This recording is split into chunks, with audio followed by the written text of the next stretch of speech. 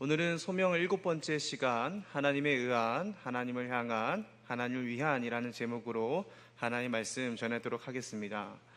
우리는 다시금 이 자리 가운데 소명이라는 주제로 섰습니다. 7번째 시간인데 우리는 이 소명이 도대체 무엇인지 오늘 다시 한번 알아보는 시간을 가져보려고 합니다.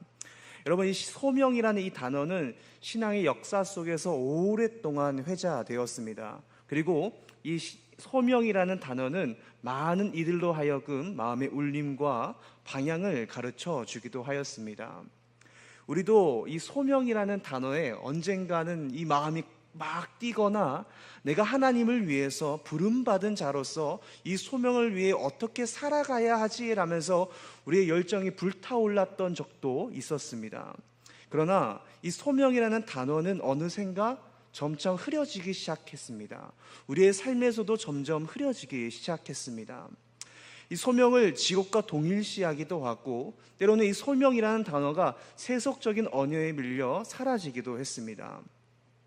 제가 주일학교 사역을 했을 때 아이들이 종종 저에게 물었습니다. 전도사님, 그땐 전도사였으니까 전도사님, 저는 도대체 무엇을 하며 살아야 돼요? 전도사님, 전 뭘 하며 살아가면 좋을까요? 전도사님, 도대체 제 소명은 뭐예요? 라고 질문을 하였습니다. 이런 아이들의 이야기를 쭉 들어보면 난 이런 걸 잘하고 또 이런 걸 못하는데 이러한 진로, 이 진로 중에 고민을 하고 있다, 어디로 가면 좋은지 알려달라 등, 또는 내가 잘해야 하는 것을 해야 할까요? 아니면 내가 좋아하는 것을 해야 할까요? 라는 그러한 질문들을 저에게 던지곤 했습니다. 결국 그 아이들의 질문은 내가 소명을 찾고 싶습니다 라고 하면서 소명을 찾는 질문들로 보이지만 사실 그것은 어떤 직업이 내게 어울리나요? 라는 질문이었습니다. 이처럼 우리가 소명이라는 그 단어를 생각할 때 우리가 해야 하는 일, 우리가 할 수 있는 일 또는 직업으로 여길 때가 참 많이 있습니다. 그러나 성경이 우리 가운데 말하는 소명은 완전히 다릅니다. 그것은 단지 내가 무엇을 하며 살아가는가에 대한 질문이 아니라 나는 누구의 것이며 내가 누구를 위하여 살아가는가에 대한 질문의 답이 바로 소명입니다. 곧 소명의 질문은 나는 도대체 누구인가라고 하는 정체성의 질문이고, 이 정체성의 질문을 쭉 찾아가다 보면 결국 하나님이라는 답에 도착하게 되어 있습니다. 다시 말해, 나는 누구인가? 나는 누구의 것인가? 나는 무엇을 위해 사는가? 하는 그 질문은 결국 나는 하나님 앞에서 어떠한 존재인가? 라는 질문으로 귀결됩니다. 오늘 본문 로마서 11장 36절은 이 질문에 대해 가장 압축적이고 가장 깊이 있는 대답을 우리 가운데 주고 있습니다. 다시 한번 로마서 11장 36절을 읽으면 이렇습니다. 제가 읽어드리겠습니다. 이는 만물이 주에게서 나오고 주로 말미암고 주에게로 돌아감이라 그에게 영광이 세세히 있을지어다. 아멘. 이 짧은 한 절에는 소명이라는 단어는 등장하지 않습니다. 하나님이 우리를 부르셨다라는 그 부르심에 대한 근거도 있지 않습니다. 하지만 이 짧은 구절에는 소명이란 도대체 무엇인가에 대한 이 소명의 본질에 대해서 우리에게 잘 알려주고 있습니다. 왜냐하면 소명은 우리의 존재의 방향에 관한 것이기 때문입니다. 곧 우리는 하나님으로부터 왔고 하나님을 향해 살고 하나님을 위해 살아가는 자들입니다. 사랑하는 여러분, 이 말씀은 단순히 우리가 인생을 어떻게 살아야 돼, 때로는 소명에 대한 간단한 조언을 넘어서 소명의 가장 본질적인 것을 우리 가운데 알려주고 있습니다.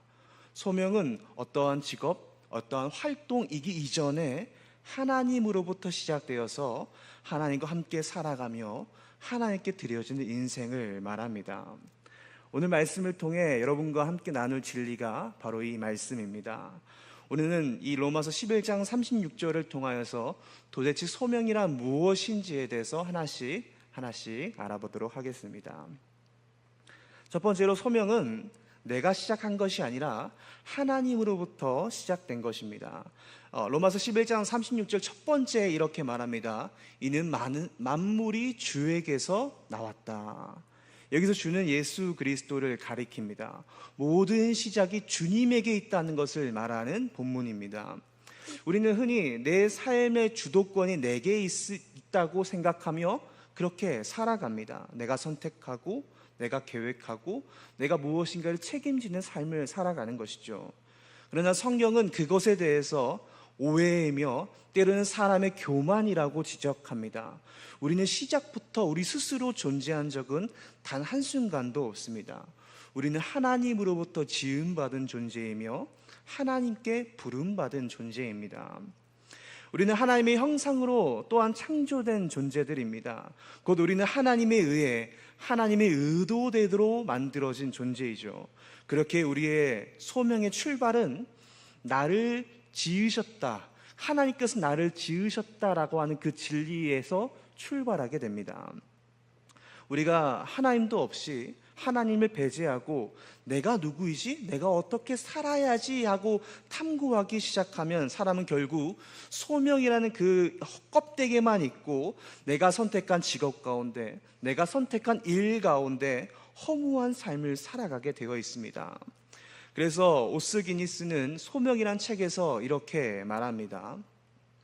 소명 자체도 누군가 부르는 자가 없다면 공허할 뿐이며 단순한 일과 구별할 수 없다. 이 말은 곧 소명은 내가 만들어내는 것이 아니라 나를 부르신 하나님으로부터 출발한다는 말입니다. 이 진술은 이 오스 기니스라고 하는 신학자가 단순히 말하는 그 진술이 아니라 우리가 받아들여야 할 고백이 되어야 합니다. 그럴 때 우리는 이 고백을 통하여서 우리의 삶을 대하는 태도를 완전히 바꿀 수 있습니다. 곧 우리의 소명이 하나님으로부터 시작되는 것을 우리가 확신할 때 우리는 삶에 대한 크게 두 가지의 태도가 바뀌게 됩니다. 첫 번째는 겸손입니다. 내가 나를 만든 것이 아니라면 나는 나를 설명할 때 하나님 빼고서는 도저히 설명할 수 없는 겁니다. 나의 성공도, 나의 실패도, 나의 능력도, 나의 무능도 오직 하나님 안에서만 이해되고 하나님 안에서만 해석되어야 합니다. 이처럼 소명의 출발은 자기 자신을 낮추는 데 있습니다.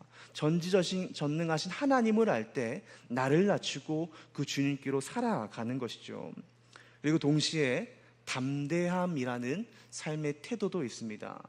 나를 지으신 분이 저 전지전능하신 하나님이시라면 내 존재에는 우연도 없고 실수도 없고 나는 쓸모없는 그릇처럼 만들어진 존재도 아니고 나는 하나님의 거룩하신 그 뜻대로 살아가는 그렇게 지음받은 존재라는 확신이 우리 가운데 있게 되는 것입니다.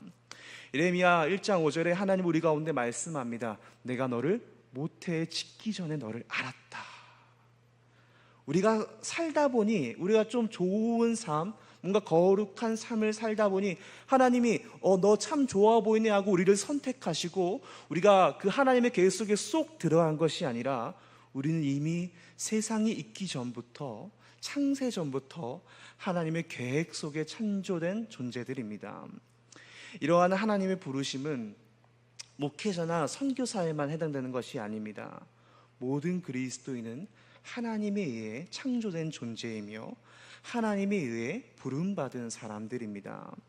즉 우리 모두가 그 소명, 하나님께 부름받은 자들이라는 것이죠. 사랑하는 여러분, 그래서 소명에 있어서 우리의 질문은 소명을 통해서 내가 무엇을 해야 할까? 내가 무엇을 하며 살아가야 하지? 라는 질문이 아니라 하나님, 왜 나를 만드셨나요? 라는 질문으로 바뀌어야 합니다. 곧 내 삶을 내가 만든 것도 아니고 내 삶의 주인도 내가 아니라 하나님이라면 그 소명의 시작은 나를 만드신 하나님의 목적을 아는 데서 시작되어야 합니다. 하나님께서 우리를 부르셨습니다. 이것이 소명이고 소명의 시작입니다. 그러면은 우리는 그 부르심 앞에 하나님 앞에 나아가 기도해야 합니다. 하나님, 왜 나를 이렇게 만드셨나요? 하나님께서 나를 통하여 이루고자 하시는 것이 무엇인가요? 하나님, 나를 향한 그 하나님의 계획은 무엇인가요? 이 질문이 먼저 하나님 앞에 응답되어야 우리는 도대체 이 소명이란 무엇인지 헷갈리지 않고 내 삶의 방향성을 잃지 않고 살아갈 수 있게 됩니다. 두 번째입니다. 소명은 하나님과 함께 살아가는 현재의 방향입니다. 로마서 11장 36절 두 번째 선언은 이렇습니다. 주로 말미암았다. 모든 만물이 주님으로 말미암았다라고 말합니다. 그런데 말미암았다 그 과거만이 아니라 지금도 모든 만물은 주님으로 말미암고 있다라는 것이죠. 지금 여기서 내 삶의 방향은 주님과의 관계 속에 있다는 말이기도 합니다.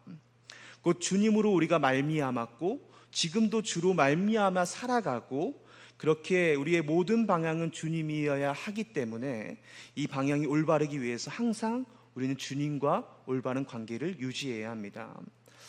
사랑하는 여러분, 많은 그리스도인이 소명에 대해서 이렇게 생각할 때가 있습니다. 하나님이 나를 위해서 어떤 일을 맡기셨을까? 그것이 나의 소명이라고 생각하고 그 일을 위해 헌신하고 몰두하고 그 일을 위해 열심히 달려갑니다. 그러다가 어느 날 문득 이렇게 하나님 앞에 질문합니다. 하나님, 제가 하나님을 위해서 열심히 살아왔는데 너무나 힘드네요. 내가 하나님을 위해서 헌신한다고 해서 나의 모든 시간과 나의 재산과 나의 모든 것을 다 하나님 앞에 바쳤는데 하나님, 나 너무나 공허합니다. 여러분도 그러신 적이 있지 않으십니까? 교회에서 어떤 사역을 할 때에는 우리 마음이 불같이 타올라서 하나님, 제가 헌신하겠습니다 라고 먼저 시작을 합니다. 그러나 어느샌가 우리의 마음은 다 사라지고 지치고 공허할 때가 찾아오죠. 그 이유는 단 한 가지입니다. 우리가 주님을 위해 일한다고 하는 것이 주님과 함께 살아가는 것을 대체해버렸기 때문입니다. 곧 내가 주님을 위해 헌신한다고 했던 그 모든 일들이 하나님과 함께 살아가는 것을 넘어버린 것입니다. 주님을 나의 최고봉을 쓴 오스왈드 챔버스는 이렇게 말합니다. 하나님이 우리를 부르신 유일한 목적은 하나님을 만족시키는 것이지 그분을 위해서 어떤 일을 하는 것이 아니다. 우리는 교회 안에서 종종 사역, 봉사, 나의 직분, 때로는 직업이라는 거룩한 명패 뒤에서 하나님과의 관계를 놓치며 살아갈 때가 있습니다. 여러분, 소명은 누구와 함께 살아가느냐의 문제입니다. 요한복음 15장 5절은 우리 가운데 가르칩니다. 나는 포도나무요 너희는 가지라. 그가 내 안에 내가 그 안에 거하면 사람이 열매를 많이 맺나니. 주님 안에 거할 때 우리가 열매를 맺을 수 있는 것입니다. 주님 없이는 우리는 열매를 맺을 수 없습니다. 곧 소명은 주님 안에 거하는 자가 맺는 열매입니다. 주님과 동행하지 못하는 사람은 아무리 열심히 일을 해도 허무할 뿐이고 결국 자기 영광만을 쌓는 우상에 불과합니다. 그러면 우린 여기서 우리 스스로에게 한번 질문해 보아야 합니다. 나는 누구와 함께 지금 살아가고 있는가? 나는 지금 누구와 함께 움직이고 있는가? 참 안타까운 현실이지만 한 목회자가 설교 강단에서 이렇게 고백하는 것을 들은 적이 있습니다. 저는 사역을 하느라 너무나 바빠서 주님께 기도할 시간이 전혀 없었습니다. 이 고백은 나의 사역이 주님을 밀어냈다는 자백입니다. 부름을 받아서 주를 위해 열심히 삶을 살아갔지만 결국 그 열심이 나를 지치게 만들어서 주를 멀리하게 만들었다라는 것이죠. 그러나 주님 우리 가운데 분명히 말씀하셨습니다. 수고하고 무거운 짐진 자들아 다 내게로 오라. 너를 쉬게 하리라. 여러분, 주님과 함께하는 참된 소명은 쉼이 있습니다. 주님이 없다면 그 사역은 지침만 있는 것이죠. 그러므로 진짜 소명자는 오늘도 주님과 그 눈을 맞추고 주님이 그 걸어가는 그 발걸음을 맞추고 살아가는 사람들입니다. 정리하면 소명이란 하나님으로부터 시작된 그 삶이 하나님과 함께 걸어가는 삶을 의미합니다. 하나님 없이 시작된 열심은 소명이 아니라 욕망일 수 있습니다. 하나님과 함께하지 않는 그 길은 사명이 아니라 탈선일 수 있습니다. 그러므로 사랑하는 여러분, 소명은 주님을 위해서 무엇인가 하고 무엇인가 일하는 것이 아니라 주님과 함께 살아가는 것임을 기억하십시오. 그래서 날마다 하나님 안에 거하고 하나님의 시선을 따라가며 하나님의 호흡과 함께 살아가는 참된 소명자로 살아가시길 소망합니다. 마지막으로 소명은 하나님을 위해 하나님께 드려지는 삶입니다. 마지막 문장은 이렇게 말합니다. 주에게로 돌아감이라. 이 짧은 문장은 소명의 결론을 말합니다. 만물이 주께 돌아가듯 우리의 모든 삶은 주님께 돌아가야 한다는 말입니다. 곧 소명은 어떤 일을 하는 것만이 아니라 그 삶 전체가 하나님께 드려지는 과정입니다. 우리는 이 삶을 표현할 때 주로 어디로 가고 있다라고 표현할 때가 많습니다. 그렇다면 문제는 방향이죠. 우리가 돈을 향해 간다면 결국 그 소진되고 말고, 우리가 사람을 향해 간다면 사람에 의해 상처받고 상처 주는 인생이 되고 맙니다. 그리고 나를 위한 삶을 살아가다 보면 결국 공허한 인생이 됩니다. 하지만 우리가 하나님께로 가는 인생은 다릅니다. 그 인생은 하나님 안에 푹 담겨진 인생이 됩니다. 이것이 소명의 본질입니다. 우리는 하나님을 위하여 창조된 자들입니다. 그 참된 소명의 삶은 우리가 무엇을 하느냐가 아니라 누구에게 우리의 삶이 드려지고 있느냐, 그것이 소명의 본질입니다. 우리는 하나님께 쓰임받는 도구라고 말할 때가 많은데 그뿐만이 아니라 우리는 하나님께 드려지는 제물로 삶을 살아가야 합니다. 우리가 잘 아는 로마서 21장 1절에도 너희 몸을 하나님이 기뻐하시는 거룩한 산제물로 드리라 라고 말합니다. 곧 참된 소명자의 삶은 하나님께 드려지는 거룩한 산제물의 삶입니다. 결국 예배를 말하는 것입니다. 우리의 모든 삶을 통하여 하나님 앞에 예배드리는 삶이 되어야 합니다. 그것이 하나님의 그 부르심에 응답하는 삶입니다. 즉 하나님은 우리를 볼 때 우리 어떤 성과를 보고 우리를 판단하지 않으십니다. 우리는 세상의 삶을 살다 보면 세상의 영향을 받아서 어떠한 사람을 평가할 때 그 사람이 가지고 있는 직업, 그 사람이 가지고 있는 어떠한 재산, 그 사람이 이루어낸 어떠한 업적, 그 사람이 했던 그 모든 것들, 그 껍데기를 보고 그 사람을 평가할 때가 있습니다. 하지만 하나님은 그 성과가 아니라 그 사람의 헌신의 방향을 보십니다. 그가 얼마나 높이 올라갔는가가 아니라 그가 하나님을 위하여 얼마나 많이 헌신하였는가를 봅니다. 하지만 이것이 거창한 것을 말하는 것은 아닙니다. 로마서 10장 31절에 이렇게 말하죠. 먹든지 마시든지 무엇을 하든지 다 하나님의 영광을 위하여 하라. 거창한 것을 말하는 것이 아닙니다. 소명은 우리가 하나님께 드리는 모든 것을 말합니다. 하나님께로 향한 그 삶을 의미합니다. 그러므로 사랑하는 여러분, 스스로에게 한번 질문해 보십시오. 내가 지금 이 삶을 누구에게 드리고 있는가? 지금 내가 살고 있는 이 삶은 누구를 위해 드려지고 있는 삶입니까? 내가 하고 있는 열심과 헌신은 나를 위한 것인가? 하나님을 위한 것인가? 여러분, 소명은 내 뜻을 이루어내는, 내가 하고 싶은 것을 이루어내는 나의 실현이 아니라 하나님의 뜻을 이루어내는 하나님의 실현입니다. 곧 나라는 그 한 사람을 통하여서 하나님이 드러나야 되고 하나님께 영광이 돌려져야 하는 그것이 바로 소명자의 삶입니다. 그래서 로마서 14장 8절에 우리가 살아도 주를 위하여 살고 죽어도 주를 위하여 죽나니 그러므로 사나 죽으나 우리가 주의 것이로다 라고 말합니다. 우리의 인생도 우리의 사역도 하루하루의 작은 모든 일상도 우리의 참된 주인이신 주님 앞에 내어질 때 그것은 빛이 나게 되어 있습니다. 사랑하는 여러분, 우리가 이제 다시 생각할 때 소명이라는 그 단어를 생각할 때 절대 사역만을 생각해서는 안 됩니다. 소명의 시작과 끝은 주님께 드리는 경배입니다. 이 사실을 반드시 기억하시고 주 앞에 예배자의 삶을 살아가시는 소명자들이 되시길 소망합니다. 말씀을 마무리하겠습니다. 계속해서 우리는 소명에 대해서 듣고 보고 알아가고 있습니다. 결국 소명은 우리를 부르신 분, 곧 하나님께 우리의 삶의 첫 번째 자리를 내어드리는 것입니다. 우리는 계속해서 배웠듯이 하나님 우리의 존재의 시작이시며 하나님 우리의 능력이 되시며 우리의 삶의 영원한 방향이 되십니다. 오늘 본문은 이 진리를 한 문장으로 우리 가운데 요약해 주었습니다. 이는 모든 만물이 주에게서 나오고 주로 말미암고 주에게로 돌아감이라. 그래서 우리는 이 말씀 앞에 우리의 주인 되신 그 하나님 앞에 다시금 우리 스스로에게 질문해야 합니다.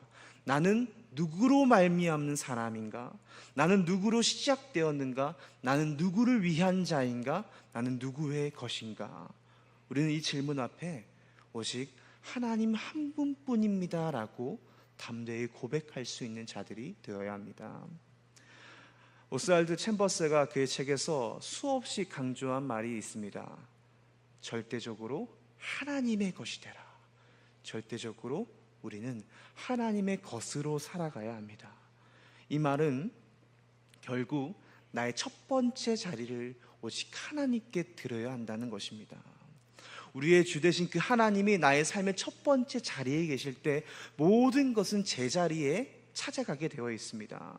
하지만 하나님 우리의 중심에서 밀려나게 되면 우리가 하는 그 어떠한 사역도, 우리의 어떤 성공도, 우리의 어떤 삶도 하나님의 영광이 아니라 다 쓸모없는 나의 성취에 달려있게 됩니다. 사랑하는 여러분, 우리를 부르신 하나님 앞에 내 삶의 가장 중요한 자리를 내어드리십시오. 하루의 시작도 주님께 드리고 하루의 마지막도 주님 앞에 내어드리십시오. 그리고 만약 여러분의 그 첫 자리 가운데 하나님이 아닌 다른 것이 있다면 하나님께 기도하십시오. 하나님, 이 모든 것들을 무너뜨려 주시옵소서. 이 모든 것들을 치워 주시옵소서. 바라기는 여러분의 삶 하나하나 가운데 여러분의 삶의 처음도 중간도 중심도 마지막도 오직 하나님만이 되시길 간절히 소망합니다. 그럴 때 오늘 로마서 마지막 그 고백이 우리의 고백이 될 줄 믿습니다. 로마서 마지막에 이렇게 말하죠. 그에게 영광이 세세에 있을지어다. 아멘. 결국 우리의 모든 삶을 통하여 하나님께 영광 돌리는 삶이 되는 것입니다. 바라기는 이러한 삶을 사시는 우리중앙교회 모든 성도 여러분 되시길 간절히 축원드립니다.